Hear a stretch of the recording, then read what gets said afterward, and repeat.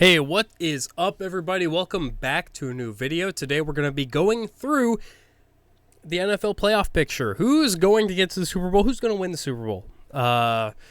Tell me who you think down below. Maybe if you want, go through every round of the playoffs. Have some fun. Anyways, we're going to start off with the first game of the playoffs, which will be Rams-Panthers. Look, I know the Panthers did already beat the Rams once this year, but I don't think the Rams are going to let that happen again.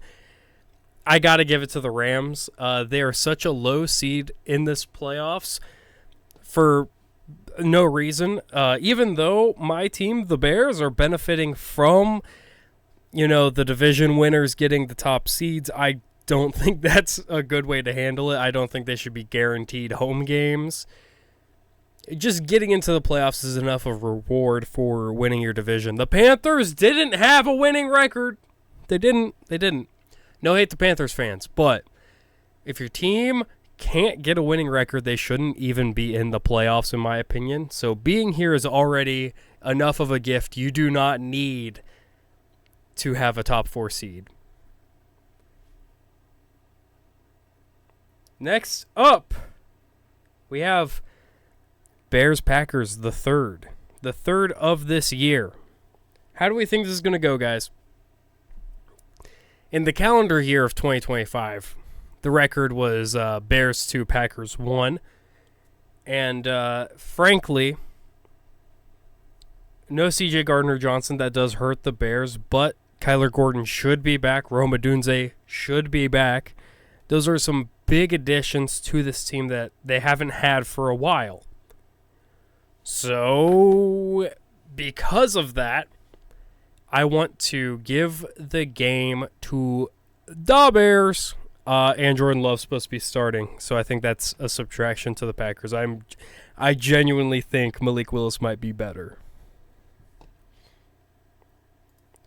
Next up, we have, honestly, a game I'm super excited for. Probably one of the more exciting games of the wild card slate. It is the Buffalo Bills versus the Jacksonville Jaguars. I'm going to give it to the Jags, and here's why. I was honestly kind of out on Trevor Lawrence when the year started, but seeing what Liam Cohen was able to do with him to get him closer to the level that we thought he would be in the NFL, and now, since the addition of Jacoby Myers, who adds something to this offense, which makes Trevor Lawrence more comfortable in doing what he is great at. I don't think we've seen Trevor Lawrence's peak. I think he still has a lot more in the tank. You got Jacoby Myers putting on, just being a great target for Trevor Lawrence. And then you have Becton Strange, who has been doing a lot for the team.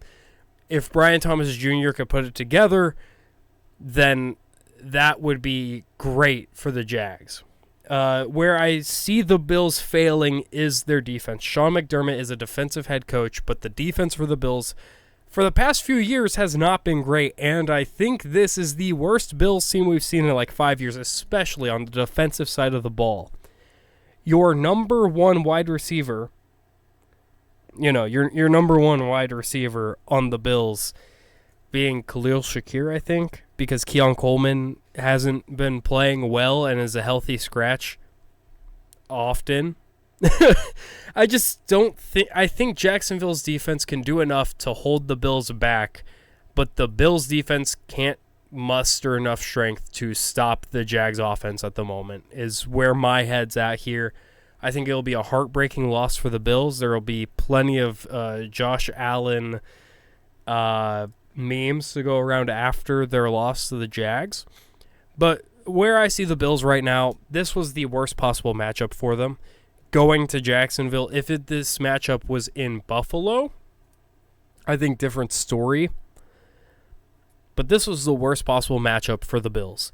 I think, now that they got a bad loss to the Patriots out of the way, I think they could beat the Patriots. I think they could beat the Chargers. The Steelers shouldn't be here, okay? And I think the Texans are a worse team than the Bills. I think the Bills could take on that Houston Texans defense and win in the playoffs, especially if they had a home field advantage. the Jags are like the one team in the AFC where I'm like, I think they got the Bills number. For some reason, there's just something about this Jags team that makes me believe in them. That's not something a lot of teams, especially in the AFC, can do for me. I don't believe in anyone here. So, sorry, Bills fans. I just don't think this is your year. Maybe next year you get some better defense. Honestly, maybe it's a Sean McDermott needs out situation. I'm not sure. You know, I've been rooting for Zach Taylor to get fired for like 3 years now, and they're still holding on to him in Cincinnati. So, what do I know? Next up, we have 49ers Eagles. This is quite the matchup, you know? I think where the 49ers excel is against defenses that aren't the best defenses in the league. That's why I'm giving it to Philly, because I think they can do enough against the very injured. The 49ers won't have Fred Warner until the divisional round at the earliest. Okay. So the 49ers are going to have some problems on defense. And I think that will be enough for maybe Saquon to gash him. Maybe Jalen Hurts has to run a bit. Of course, there's a good chance of an A.J. Brown deep ball, you know? I think the Eagles' offense can be competent enough to possibly take down the 49ers. What I'm scared of is if the Eagles slip up on defense and they can't contain Christian McCaffrey. If you can't shut down Christian McCaffrey, the 49ers are going to run all over you. That is like the number one thing with dealing with the 49ers. If you shut down Christian McCaffrey, they do not have an offense. We saw it last year. McCaffrey was out all year. Okay? What did the 49ers do all year? Okay? Now this year, even with, Brock Purdy being out, George Kittle being out, all Trent Williams, all of these players they need on offense theoretically to make the team good have been injured in and out all season. CMC was there, Sure, he was only averaging like 2 yards per carry, but that was enough that teams had to deal with him. He wasn't getting negative runs, but he wasn't getting 10 yards a carry. He wasn't getting 5. He was getting 2. Okay? So if he had one run go a little bit further than normal, you could do 4 downs of just CMC. But you're going to have Brock Purdy throwing like a quick slant to Tonjes or to Kittle. Maybe Ricky Pearsall's healthy type situation. So that is a game that for defensive nut jobs I think will be much more fun than Bills-Jags. But I would say it's probably one of the better matchups in the wild card round. I think it's Jags-Bills and then Packers-Bears. Those are your top 2 most fun games to watch in this wild card round, okay? Then we're going to have 49ers-Eagles for, people that like defensive sickos, I can be included in that. I like good defense. But moving on, we have Chargers-Patriots. I think the Patriots are fraud, so I'm giving it to the Chargers. That's all I got.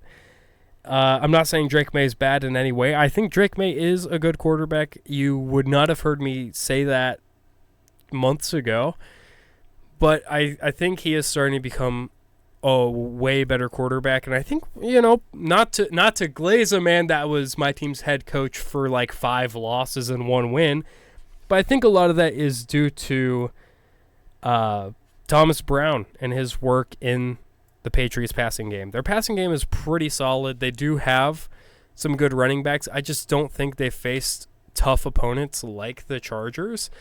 I think Justin Herbert might be able to beat the Patriots with one hand. What if? Of course, the Chargers charger all the time, so I could easily see it swing the Patriots' way because, who's the O-line? Justin Herbert broke his hand. Chargers defense has had a ton of injuries all year. It's tough, but I think the Chargers will be able to do it. They just have more playoff experience. Not much experience in winning, but more experience. Whereas the Patriots are a very young team, a young and interesting team, okay? With a new head coach who has head coaching experience in the playoffs with playoff success.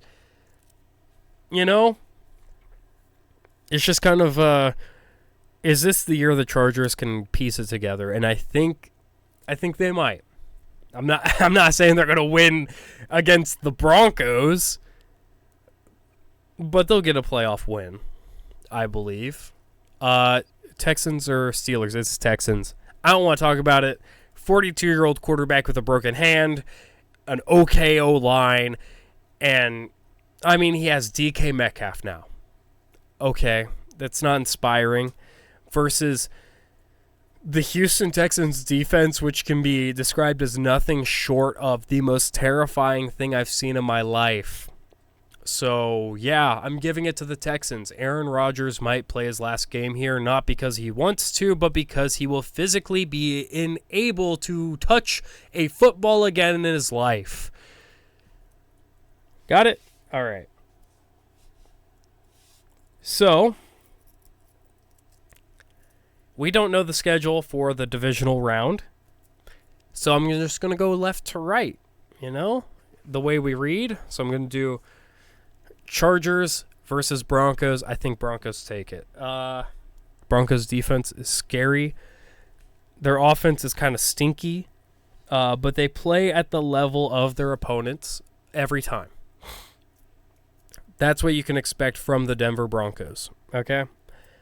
The Chargers, this is when they'll show themselves as the Chargers we all know they are. And yeah, they will flop here. Jags Texans. This could go either way. This will be the third time they face each other, just like, Broncos Chargers. Third time these two teams have faced each other this year. So, who's going to take it? I'm going to go Texans. I think it's just the Texans' defense I trust more than the Jags' offense. Liam Cohen is a very good offensive mind. Like, he's great. I just don't know if they will be able to overcome the onslaught of the Texans' defense. It's a genuinely scary thing.